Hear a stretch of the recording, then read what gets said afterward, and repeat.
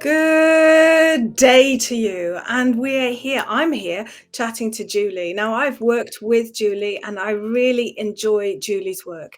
It's really got tendrils into all parts of the body and the mind, really kind of showing you patterns, ancestral work that shows up in the body, and I've found the work to be really aligned and authentic and really true. So I'm really grateful to chat to Julie and share her work with you today, specifically in terms of trauma release and hip openers, because that's going to be the theme for Chi Flow with Joe next month. Is really, how do we open the hips? As we know, often the hips can be an area for stored physical trauma and emotional trauma. But rather than me say what I think about it, I'm here to find out what Julie thinks. So, Julie, I know your background is in science and biology and clinical research, and yet you marry that together with holistic consciousness medicine. Could you say a little bit about your background and how that informs your work now on trauma release? Yeah, absolutely. I originally went into science wanting to go to medical school. I always knew from a very young age what I wanted to do, healing, health.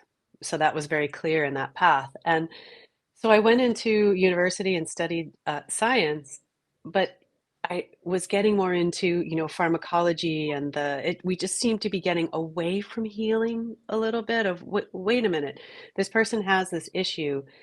And don't we want to look at their lifestyle, their diet, rather than just here's the biochemistry of it, which I can appreciate because I know the biochemistry, the genetics.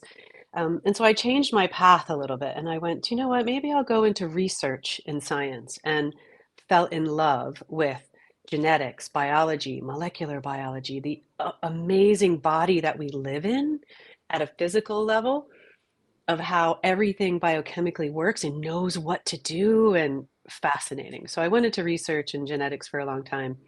But ultimately, after that, I knew I needed to find my path back to health, well-being, healing in some capacity. So I started to take some different trainings. I started off in massage because that's a logical bridge between science, physical anatomy, all of that. And as I was doing my massage practice, people were saying, Julie, you're doing more than massage. And I was saying, no, because it was neuromuscular.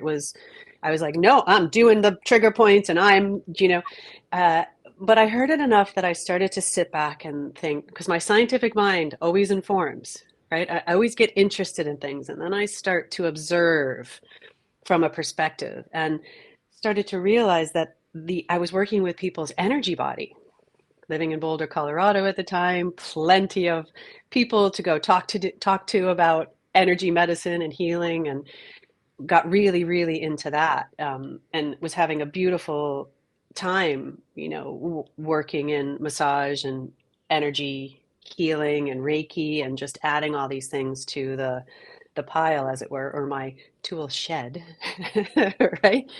And then I started my own personal growth journey because at that point I was in senior management in corporate America in biotech, had achieved all of these successes that I thought would make me happy, house, car, job, career, money.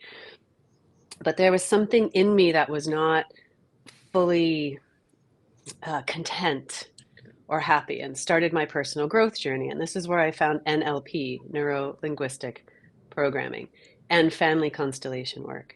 And those two together with the work I'd already done physically and energetically changed my life. I mean, I went from corporate to running my own holistic business for the last 20 years, successfully working my passion, expressing my divine purpose, manifesting, creating this beautiful practice, consciousness medicine, which brings together the elements of being in the body matrix: physical, energetic, emotional, ancestral, and spiritual.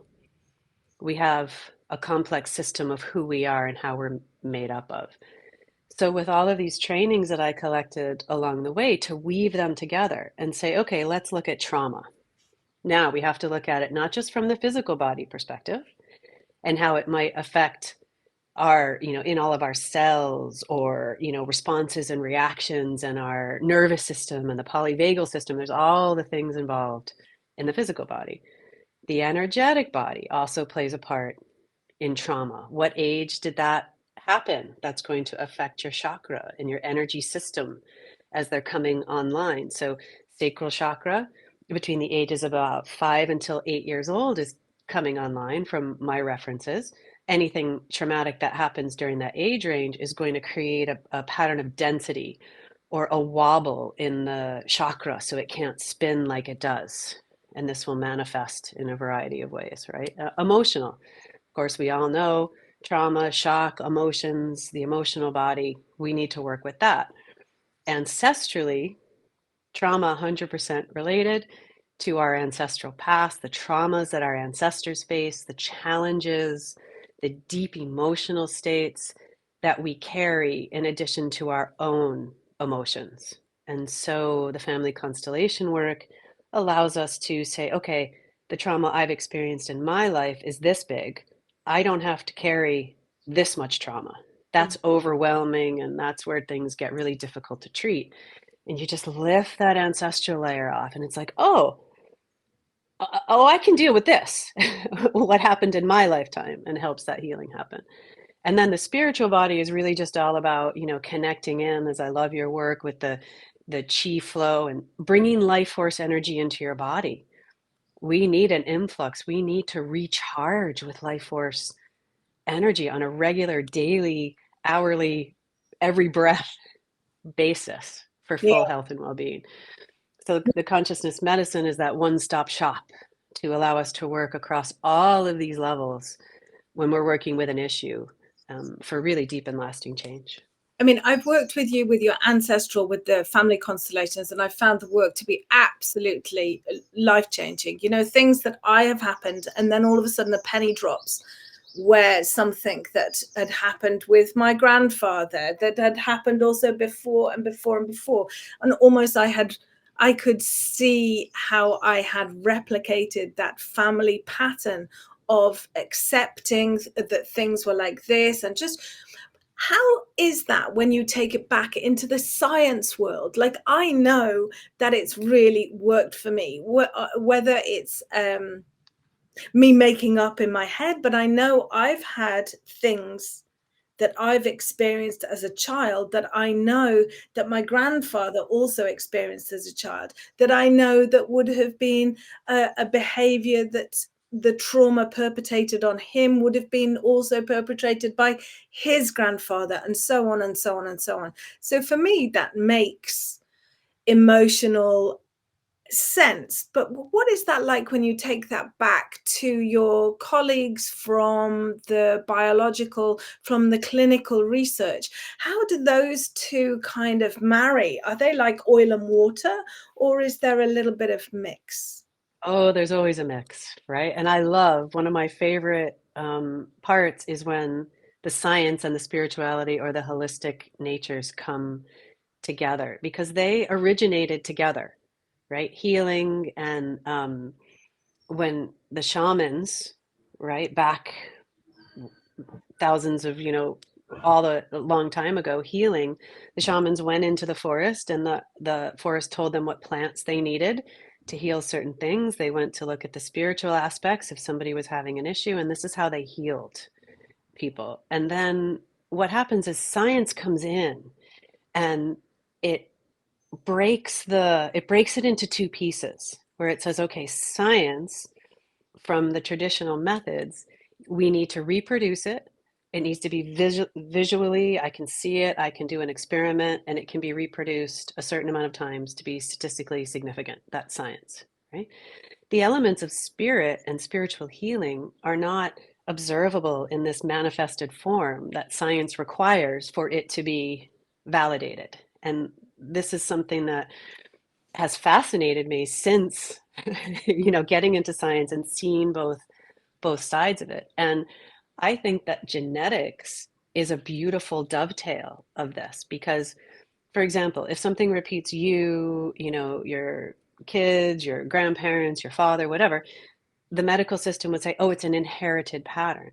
And we can go, I worked on the genome project for a long time. We can go find the genes associated with these inherited patterns. We can compare genetic markers to members of the family and see the same genetic markers. And so this is how we repeat scientifically these patterns, these disease models or things, right? So we inherit these patterns. So the idea of inheritance and genetics and science is really solid. And then one of the things when I was working on the genome project, and this was the early days, not to date myself, but I'm proud of my age, was pre genome was going to be sequenced in our lifetime. It's going to take, decades to do it. And then it sped up and it was done.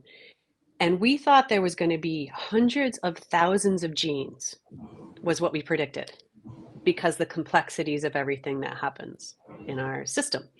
And that is potentially inherited, right? 30,000 genes, okay, versus 300. So the whole science world took this, wow, what else is happening here?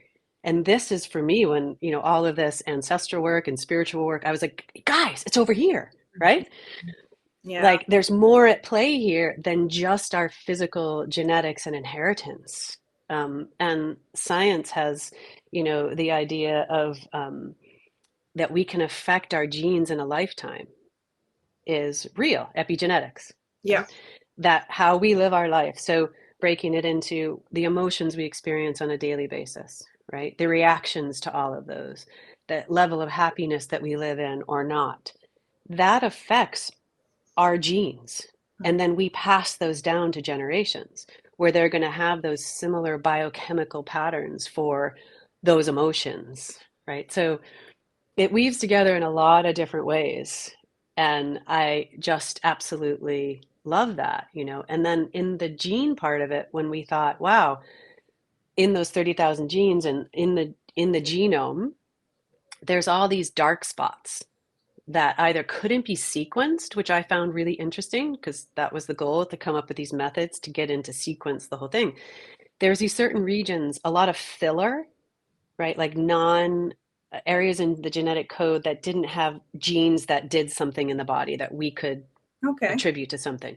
So there was a lot of extra space, right? And there was a lot of these regions that were dark where we couldn't use our methods to sequence them. And that fascinated me because I thought, is this, these energetic, these ancestral patterns, these emotional and, energetic, maybe that is coded in our physical DNA. And it does travel through these different ways. I don't know, it's a bigger philosophical question, but, these were the things as a scientist, moving in both realms here, and healer, that really brought my attention to, wow, I see what we can see and I honor science at the same time. There's a whole lot out there that we don't know what we don't know until we know it. Yeah. And so who am I to say we know everything now? And amazing that I was listening to Brian Cox speak last week, and the purpose of science really is to be happy when you're proved wrong. And, we are very much that kind of yin yang at the moment. Everybody is convinced to be right, but let's be curious. Let's be quite curious and let's see what we don't know, and this kind of idea of, when you go into quantum and quantum entanglement and the energy and the universe is expanding and contracting. For me, it's just yin yang, this idea and the language used in Chinese medicine for me speaks to me and makes those things that can't be seen real. We don't have to touch and understand everything, having this space. But let's bring it down to, I think, also what people would really love to know is nitty gritty genetics. Yes, let's talk about the hips and those tension. One of the things in Qi Gong, and I was talking this morning to somebody about their mother-in-law who's 86, who is really kind of very fixed in her ideas of how a mother should be and how somebody should be. And sometimes as we age, we become more fixed in our ideas. And these can also, I find, manifest in the body, that we can end up with tight hips, tight shoulders, tight neck. You know, this flexibility of thought, of possibilities. How can we actually kind of manifest that flexibility and release the trauma from the hips that we might not even be aware of most of the day? We're just kind of going through the motions. So how could we actually kind of access, understand, and release from a consciousness medicine point of view? Great question. And, the sacral chakra is the power center. It's where our furnace is, as you know, and, the Qi Gong work. It's like we have to fan our furnace. And how do we do that? How do we manifest that so that we have the flexibility in the body and the mind?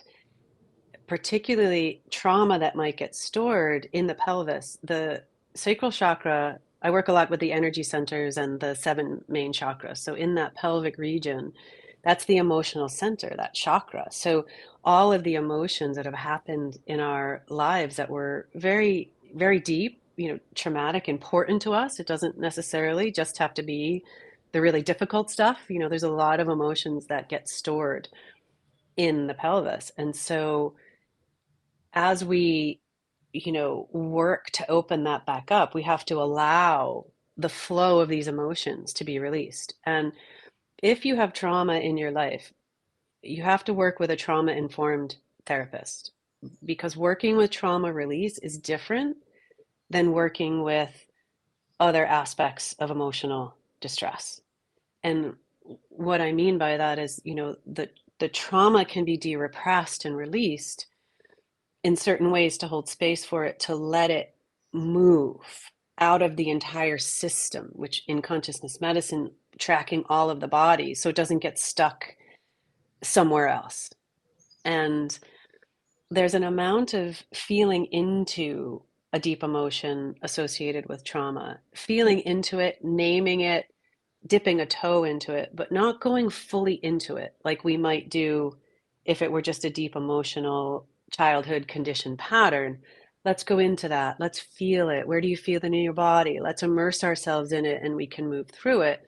With trauma, you risk re traumatizing the nervous system in doing that. So that's what I mean. Working with a trauma informed therapist is imperative because it's a very fine line in being able to name it, move through it, um, and heal from it, where it becomes something that happened. Timelines work really well. The NLP work, foundational to consciousness medicine, to recognize that something happened in your past and it has shaped who you are, but it is not who you are. So, getting this reframe or this perspective that the timeline allows us to, where yes, when you were 6 years old, this traumatic thing happened to you. You're now 36, 46, 56, whatever age you are, and that 6 year old is coming in and driving the vehicle when the trauma happens. And this is where it can get really difficult. And so being able to spatially sort those on the timeline and to know that that did happen in the past, it's going to shape who you are, but it doesn't have to be who you are necessarily. And so a lot of NLP work really helps with that, together with the ancestral component. So trauma is repeated, and it usually is an imprint early in the timeline, in the first few years of life. So you might have a traumatic experience. Let's say somebody has a car accident at 40, right? That is a traumatic experience, but it's going to be a replay of something from the past, your original imprint, we call that. So consciousness medicine is focused on being able to find your original imprint or the source of the issue, respecting everything that's happened in your lifetime and being able to transform that into a more empowered place that allows you to be fully present in whatever age you are without that younger version of you coming and taking over. Um, so these are the approaches that that we work with. And, the family constellation work is the first place I start with, just to release the imprints of that victim, perpetrator, rescuer pattern that is underneath all trauma, right? Mm. That dynamic. So at least getting one separated from that, connected into their life, connected into knowing that it can be different. One thing I will use a lot with working with clients is I'll say, okay, what do you want to experience instead of what you're experiencing? And the nature of trauma is it's immersive and you're in it, and it's very difficult to see past it. And so I'll say, okay, I'm a genie and I've just popped out of a bottle. I'll even do the little, right? And I'm granting you 3 wishes. What do you want? And to connect them into something different, brighter, more full of life, that is fundamentally necessary. We release and we refill. And if you're not refilling to a place that outweighs the depth of the trauma, right? With consciousness medicine, and you bring up the quantum nature of things and how we can use our consciousness to tip the scales of manifestation. This is what's happening and has density. But if we bring our conscious awareness and life force energy to what we want to create, it eventually tips the scales, discreates the density, and brings in the life force energy, which is foundational to the consciousness medicine. Absolutely. Yeah. Whatever we focus on grows. Whatever we focus on grows. So for me, even like you say, it's not to dismiss the trauma, but also to give a space that you are not just the trauma. There's a spiritual and an emotional side. So if we can park the 6-year-old that's driving the bus, and for me, just really breathe right into the sexual organs. This is often a space where it's where the power comes from. It's where our life force comes from. It's where we come from. We connect with another being and we are created and born. But often, what I have found in my life, a fear of kind of going there, even breathing, even talking about the sexual organs, which is why then I wrote a book, because I thought we need to talk. This is the powerhouse. And yes, a trauma might have happened, but it's not all of who we are. It's not Yeah. all of who we are. Breathe into there. And, I love that we can, I can sit my 6-year-old down, but they're not driving the bus. I've taken care of them. I've hugged Yeah. them. I've loved them. And they know that isn't who's driving the bus. Yeah. Those are And all beautiful practices. The breath work 100%, and creativity. You say, what can we do to bring more energy and healing to this sacral area hips? And it's about creativity. So cooking, painting, singing, dancing, being in nature, crafting. So, and we get so busy in our lives these days that creativity falls away. And how do you express your creativity? And the more you express your creativity and remove the blocks from it, this brings more of that energy to really heal that area of the body. So that's one thing that I find works really, really well and magically, because you just start to get creative and all of a sudden everything changes in your perception of any stored emotions, or you just get perspective on it. absolutely. And creativity can be choosing the clothes that you put on in the day. That's creativity, having that conscious choice. I want to wear purple today. I'm going to wear purple today. Yeah. It's not like we have to be Picasso. The choices we make, the things that we bring into our house, what I choose to eat today, I'm going to be choosing something to eat. So how creative am I going to be? And making those conscious choices in creativity. And I really look forward to the mid-monthly health talk that I know you're going to give in Qi Flow with Joe for the members of Qi Flow with Joe, and go into more of those practices. I'm doing one at the moment, which is really simple. You take a little pebble and a pen and you push the pebble around a piece of paper and you just follow the pebble. It's almost like starting a morning pages. It's just letting something flow. Like I was saying, sometimes I think we get I know that I can get very kind of, I got this to do, and getting very rigid in my thoughts, in my thinking of what has to happen. But actually, if I let go of the balls and just let the Mm, all moved by the pen. that's beautiful. Then Yes. I can find my spiritual self and not be overwhelmed by my emotional body. My spiritual self can never be kind of broken or traumatized. My emotions, they can, and I can expand and contract my emotions, but my spiritual side is always there, undamaged. Yes. Yeah. And it's really reclaiming that, because when trauma happens, the soul fractures. And so your energy and life force energy leaks.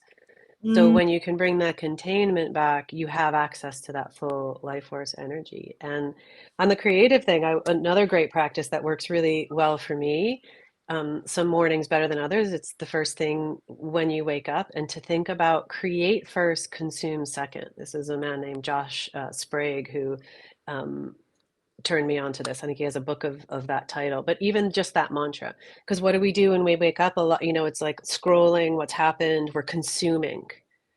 So before you consume, create your morning pages, you're making your smoothie, create, and then consume. That is life changing. I love it. I love it. I love it. And that brings me to the last question that I ask everybody that I chat to, because Qi Gong and Qi Flow with Joe is a morning practice every weekday morning. And I know that I do it like as a business, but really it's for my own commitment to turn up every single morning. I love that commitment of the practice. And that's my non-negotiable for the day. So talk about your first kind of half hour of the day, and what's your non-negotiable? I love this because my morning is non-negotiable, right? Like I need 2 hours in the morning just to do me. And that sets me up for the day because it allows me to tune into my rhythm. I change every day. Some days I'm super productive, some days I'm more in recovery mode.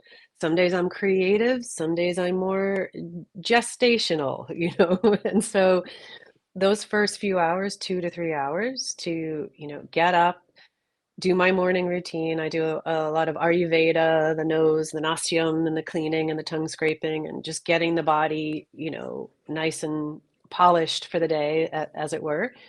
And then going for a walk, usually in my morning, to reset, to calibrate, to put structures, to get perspective, to be out in nature. Um, but I can also be still and quiet in the morning. So it's really just about having those first, few hours or whatever time you can fit, 15, 20 minutes, an hour, 2 hours. I have a flexible schedule. Thankfully, I've worked my life to where I can do that and have the mornings.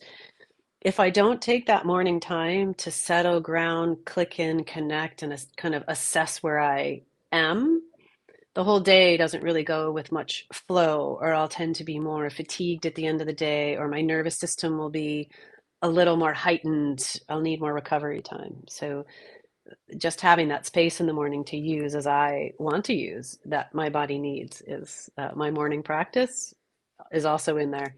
But also that's a non-negotiable for me. Wow, 2 hours. I love it. I love it. Wow, Hmm. that's an aspiration. Yes. Wow. That's some real Yeah. self-care. I really admire that. That's Mm. real 2 to 3 hours. Fab, fab. And I really recommend checking out Julie's work. Family constellations, she does retreats and also days. Check out also her podcast. At the moment, it's just Audible, but I believe you're kind of going to go and interview people as well. But I really recommend the Audible ones. Go for a walk and listen to Julie. It's really, really great. Julie, thank you so much for Thanks, chatting. Joe. Thank you. And I really look forward to hearing more about these techniques for trauma release and the hips in our mid-monthly talk with Qi Flow with Joe. All Great. right. Thank you. Take it Look easy. forward to it too. Yeah.